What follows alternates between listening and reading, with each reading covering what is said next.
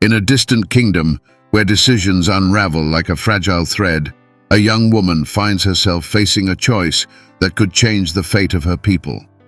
Imagine yourself in her place, courage pulsating through your veins while fear whispers in the darkness. And what if you had to risk everything for those you love? Esther's story is not just about bravery. It is a testament to divine providence that acts amidst chaos. Visualize the scene: luxurious palaces, deep intrigues, and a king who rules with an iron fist. But beneath the surface, an evil plan is being woven.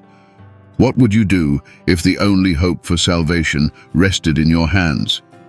With every step Esther takes, the tension mounts. Can you feel it? The weight of responsibility, the pressure of the moment. Esther becomes more than a queen. She is a symbol of faith and determination. Have you ever wondered how courage can transform a life and impact generations? Prepare to dive into a narrative where every decision resonates through time and divine providence reveals itself in surprising ways. What happens when destiny finally meets courage? Let's find out together. The story of the Book of Esther unfolds during a fascinating period of Jewish history, specifically during the exile of the Jews in Persia. After the destruction of Solomon's temple and the fall of the kingdom of Judah, many Jews were taken as prisoners to Babylon. Over time, Persia conquered Babylon, and the political landscape changed. The exile was not only a time of pain and loss, but also of adaptation and resilience. The Jews found themselves in an environment where their traditions and culture were threatened, but at the same time, they had the opportunity to integrate and influence Persian society. The narrative takes place under the reign of King Ahasuerus, who many believe to be Xerxes I. He is a complex historical figure, known for his ambition and military campaigns, but also for his opulent lifestyle in the capital, Susa. The Persian court was a place of intrigues and rivalries, and the king, surrounded by counselors and nobles, ruled with a firm hand. Esther and Mordecai's presence in this scenario is not only a matter of survival, but also of strategy and confronting a hostile reality. The story reflects the social and political tensions of the time. The Jews were viewed with suspicion, and animosity towards them was often fueled by prejudices and stereotypes. Haman, the antagonist of the story, represents this hostility. He not only seeks to eliminate Mordecai, but also to exterminate the entire Jewish people. This dynamic reveals how Jewish identity and culture were constantly challenged, leading to the need for a vigorous defense by the Jews. The exile also brought to light the question of identity. The Jews needed to ask themselves, who are we in a country that is not ours? The answer to this question shaped the character and actions of the central figures. Esther, as a Jewish woman in a privileged position, carries this duality. She lives between two cultures, making her a symbol of the struggle for the preservation of Jewish identity.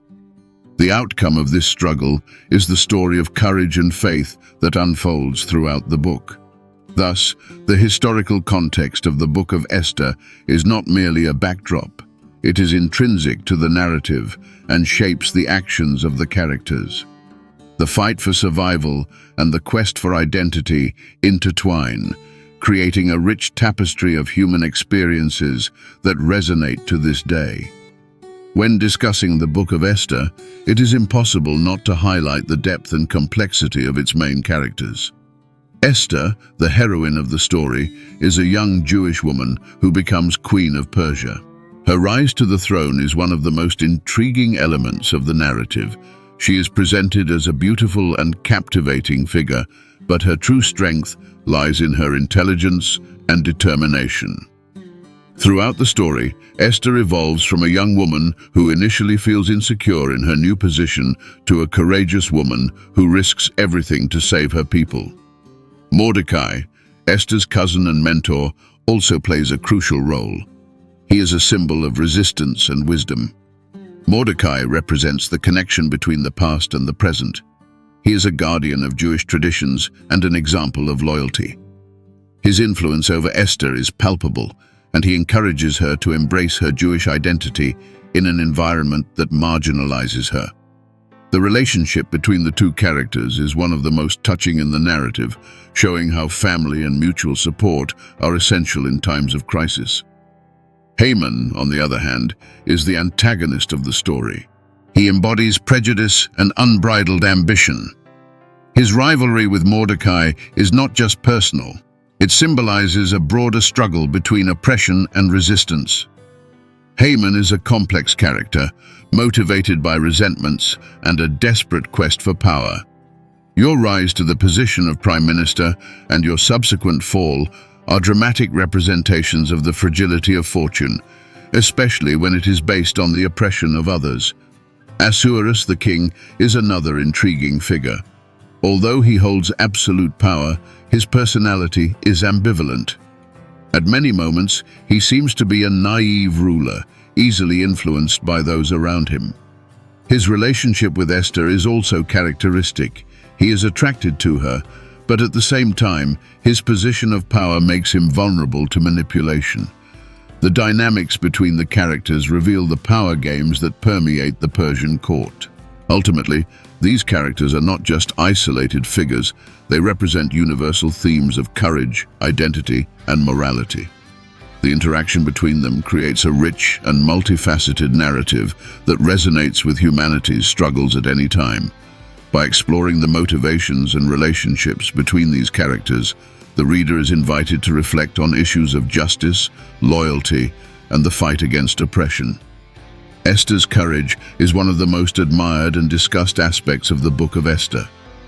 From the moment she decides to approach King Ahasuerus without being summoned, knowing that this could cost her life, it becomes clear that her bravery transcends personal fear. Esther is not just a woman in a vulnerable position. She becomes a leader in a time of crisis. This initial action is a milestone that defines her journey and transforms her from a timid young woman into a fearless heroine. Throughout the narrative, Esther's courage manifests in different forms.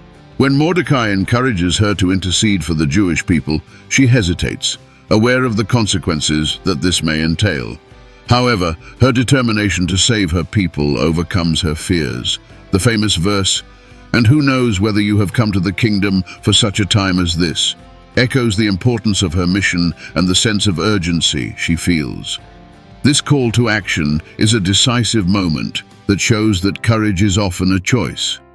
Esther's courage is also revealed in her astuteness. She not only presents herself to the king, but also plans a banquet to expose Haman and his plot. This strategy demonstrates that courage is not merely a matter of physical bravery. It is also about using intelligence and critical thinking to face challenges. Esther moves with grace and wisdom, understanding that diplomacy and persuasion are powerful weapons in her fight for justice. Moreover, Esther's courage reflects the strength of many women throughout history who have faced difficult situations. Her story resonates with those who struggle against oppression, making her a timeless figure that inspires action and resistance. By standing against injustice, Esther becomes a symbol of hope and perseverance, showing that even those who seem small can make a significant difference.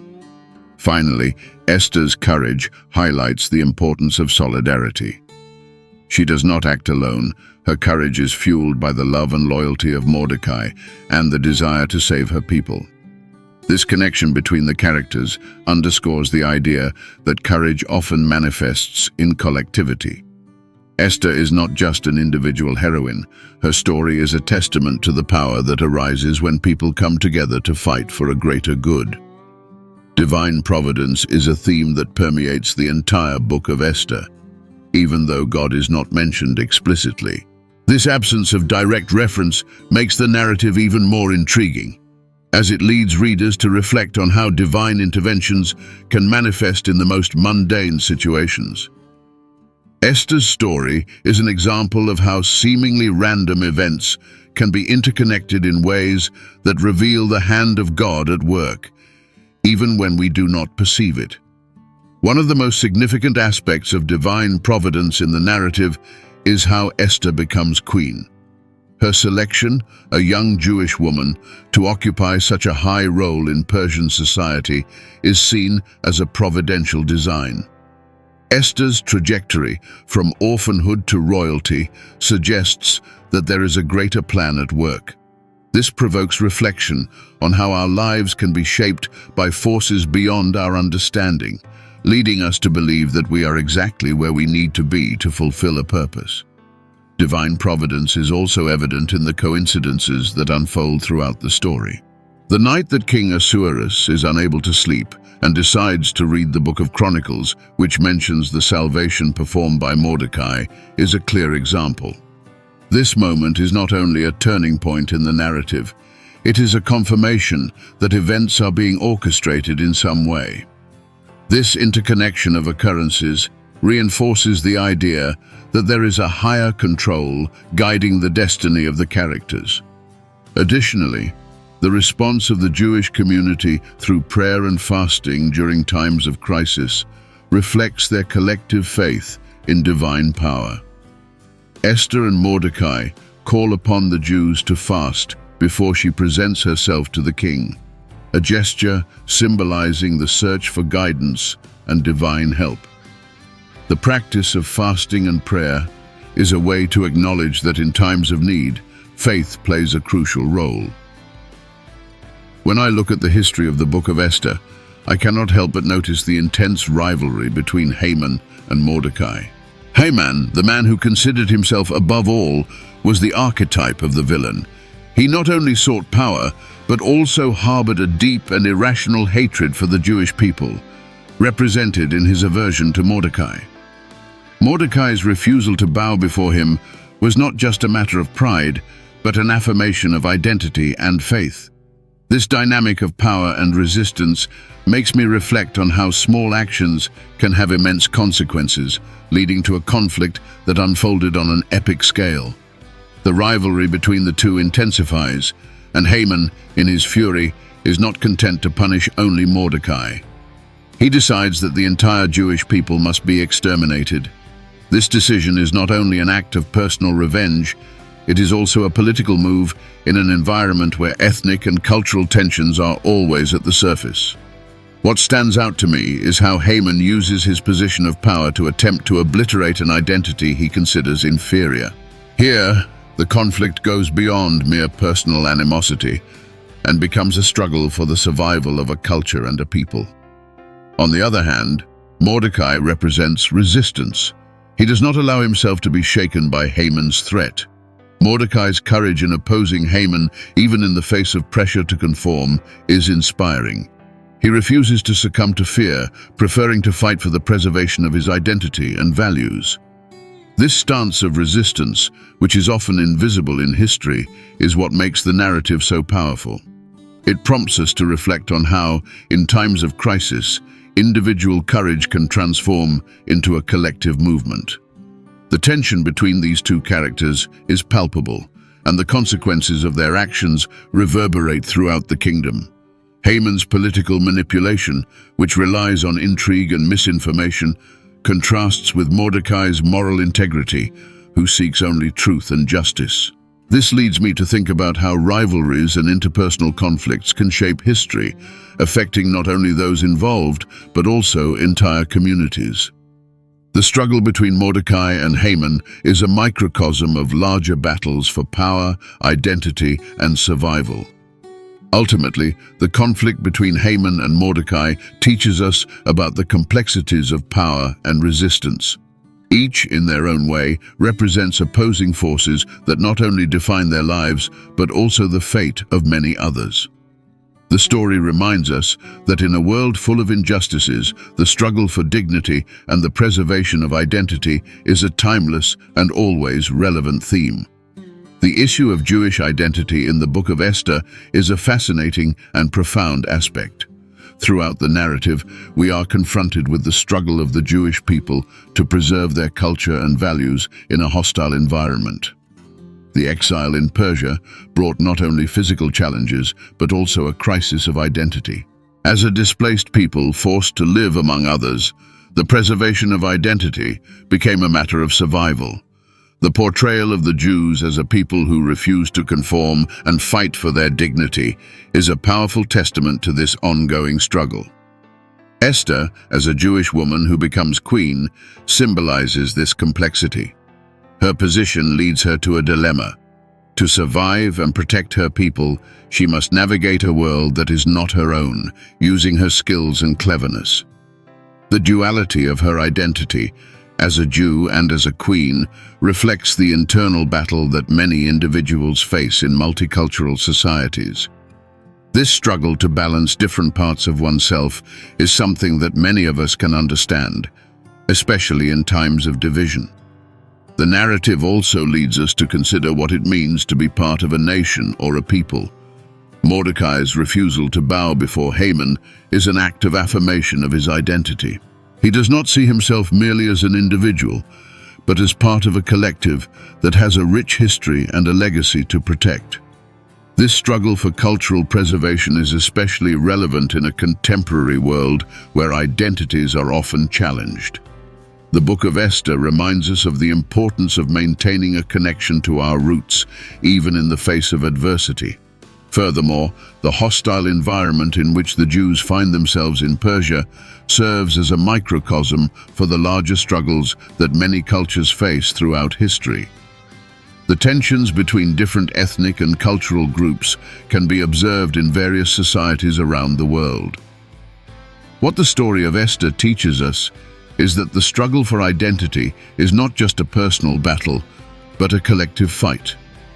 The resistance of an individual can inspire and mobilize an entire community, showing that identity is a powerful force that can be used to confront oppression. Ultimately, the themes of identity and nationality in the Book of Esther remind us that each of us carries not only our personal history, but also the history of a people. This interconnection between the individual and the collective brings a responsibility. Just as Esther and Mordecai stood up to defend their people, we are called to recognize and value the identities around us, contributing to a more inclusive and respectful world. When we talk about the festival of Purim, we cannot forget the emotional weight that this celebration carries. Purim is not merely a festivity, it is a reminder of the survival and resistance of the Jewish people. The origins of the holiday trace back to the story of Esther, and its celebration has become a symbol of victory over oppression. The act of remembering the salvation of the Jews is not just a ritual, but an opportunity to reaffirm Jewish identity and culture in the face of historical and contemporary threats. During Purim, traditions include the reading of the Book of Esther, where every mention of Haman is met with noise and booing. This practice is a way to collectively express rejection of evil and oppression. Moreover, people dress up in costumes, celebrating with joy and relaxation, which contrasts with the gravity of the story. This duality between laughter and the seriousness of what is at stake is what makes the festivity so rich. Life, after all, is a tapestry of highs and lows, and Purim encapsulates this human experience beautifully. The celebration of Purim also highlights the importance of solidarity and community. During the festival, it is common to give gifts and charity to those in need, reinforcing the value of generosity and unity. This is a powerful lesson. In times of celebration, we must not forget those who still struggle. Generosity is a way to honor the history of resistance and ensure that the fight for justice and dignity continues. The holiday thus becomes not only a moment of joy, but also a social commitment. When I think about Purim, I am also reminded of the importance of memory.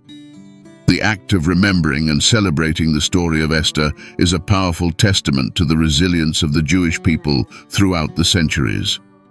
In a world where narratives can be erased or distorted, the celebration of Purim serves as an act of cultural resistance. It is an affirmation that history needs to be told, that the voices of the past must be heard, and that the struggle for justice should not be forgotten. Finally, the festival of Purim is a reminder that life should be celebrated. Even in times of adversity, there is room for joy and unity. Through the celebration, the Jewish people reaffirm their identity and history, transforming a moment of potential despair into a testament of hope.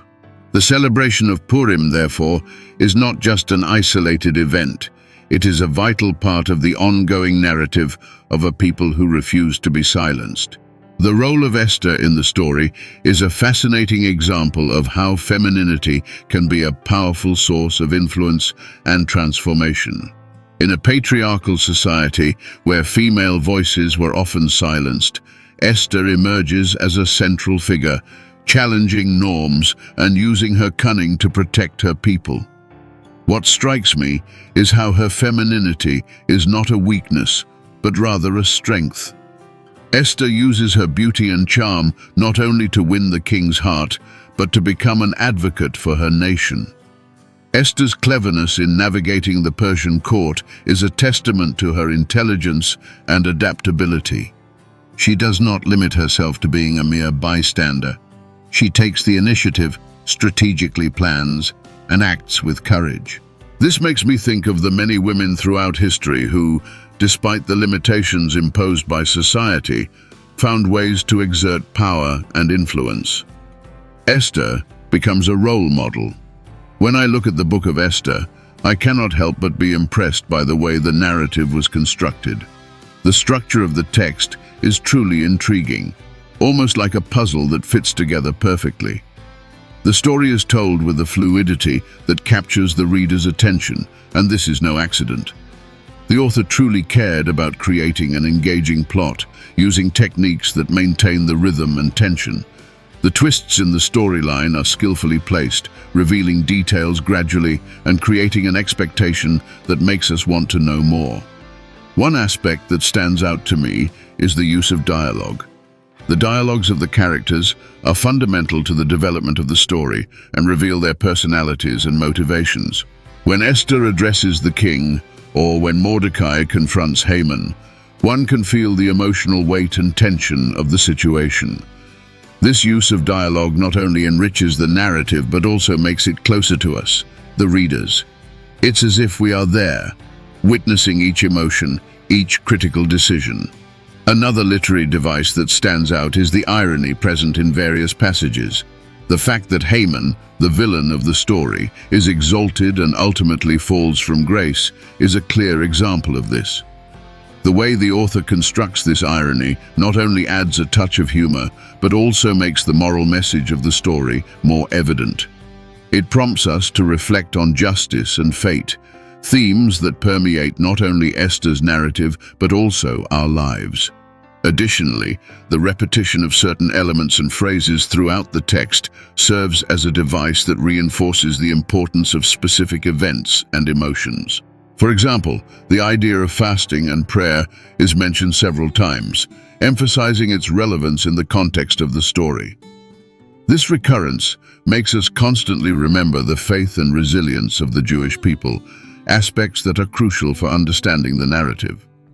Lastly, I cannot overlook the construction of images and metaphors that the author employs. The vivid descriptions of banquets, royal garments, and the characters' emotions create a setting that transports us to ancient Persia. It is almost as if we can smell the scents, hear the sounds, and see the vibrant colors of what is being described.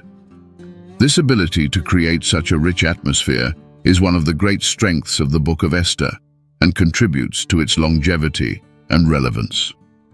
One of the most intriguing questions that arises when reading the Book of Esther is the apparent absence of God. In a text so deeply rooted in Jewish tradition, the lack of direct mentions of God can be surprising. However, upon reflecting on this, I realize that absence can be as significant as presence. This silent providence suggests that human action and the decisions made by the characters are fundamental to the unfolding of events. The story invites us to look beyond the supernatural and recognize the complexity of life. The silence of God in this text also leads us to reflect on the nature of faith. Often, in moments of crisis, we expect divine intervention to be immediate and evident. However, the Book of Esther shows us that faith can manifest in subtle ways through the choices and actions of individuals. Throughout the narrative, we see Esther and Mordecai acting with courage and wisdom, prompting us to question: could it be that true divine intervention lies in human capacity to face challenges? Moreover, this absence of God can be seen as an invitation for personal reflection.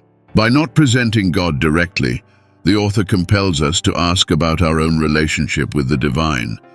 How can we find God in our lives, especially in moments of silence or despair?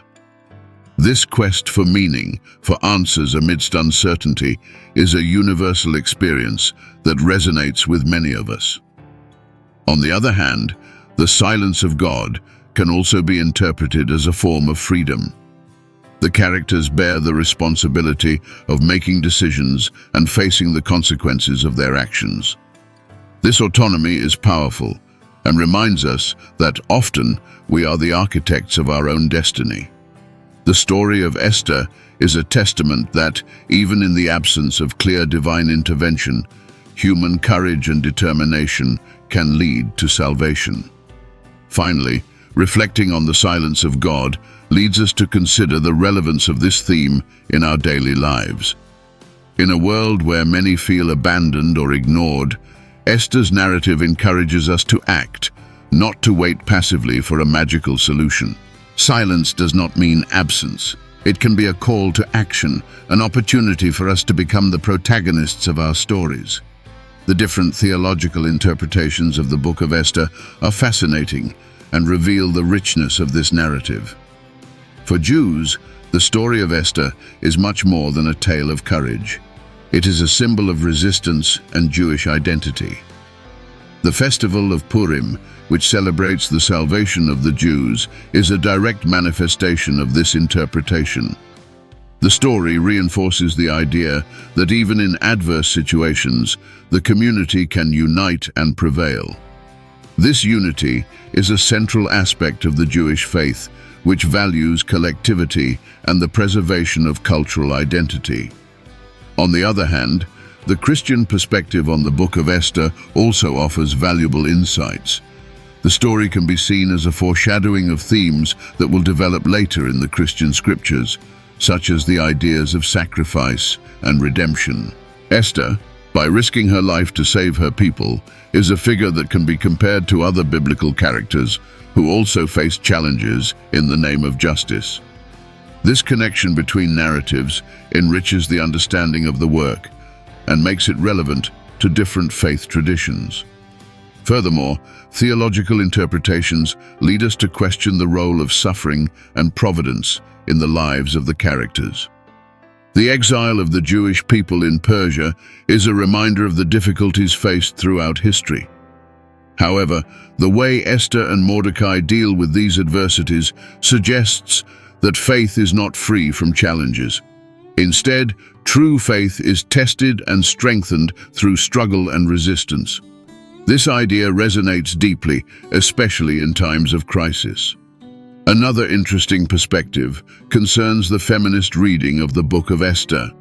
Esther's figure as a woman who uses her intelligence and cunning to influence power is significant in a patriarchal historical context.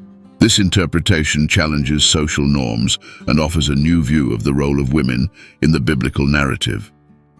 Esther's courage is not merely a matter of bravery, but also of strategy and wisdom, showing that women have a crucial role in the history of faith.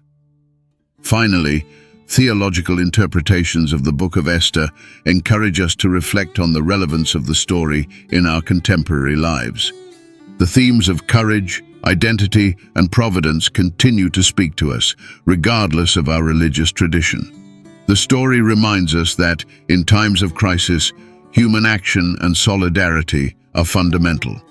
Through this lens, the Book of Esther becomes not just a historical account, but a continuous source of inspiration for faith and community life.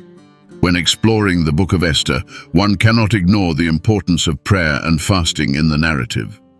From the beginning, we see that the practice of fasting is a way to seek divine intervention in times of crisis. When Mordecai discovers Haman's plan to exterminate the Jews, he immediately dresses in sackcloth and fasts, signaling the urgency of the situation.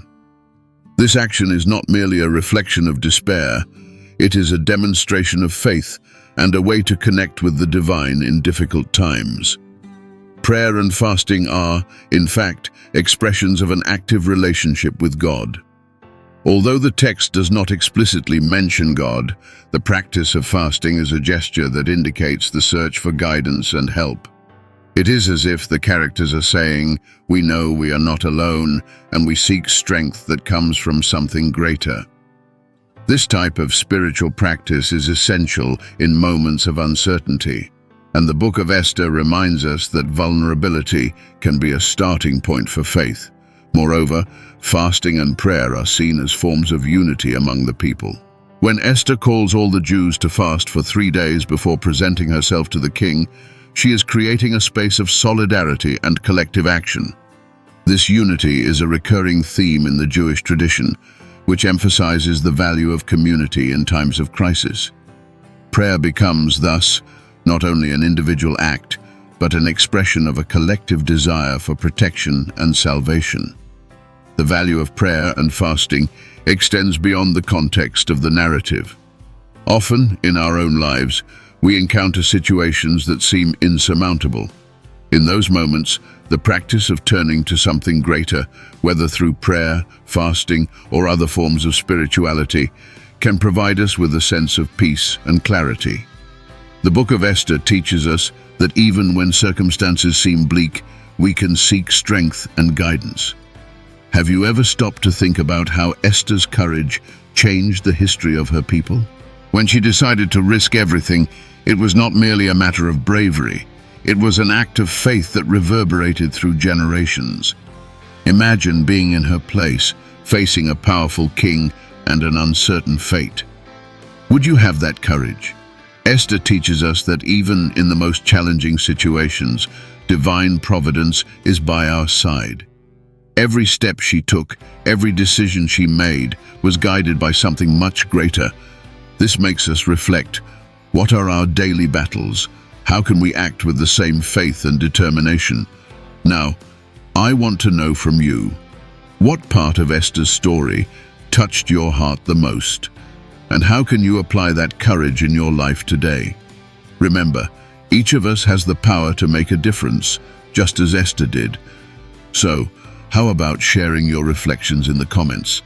Let's create a community of courage and faith together. And don't forget to subscribe for more inspiring content. Until next time, may Esther's courage illuminate your path.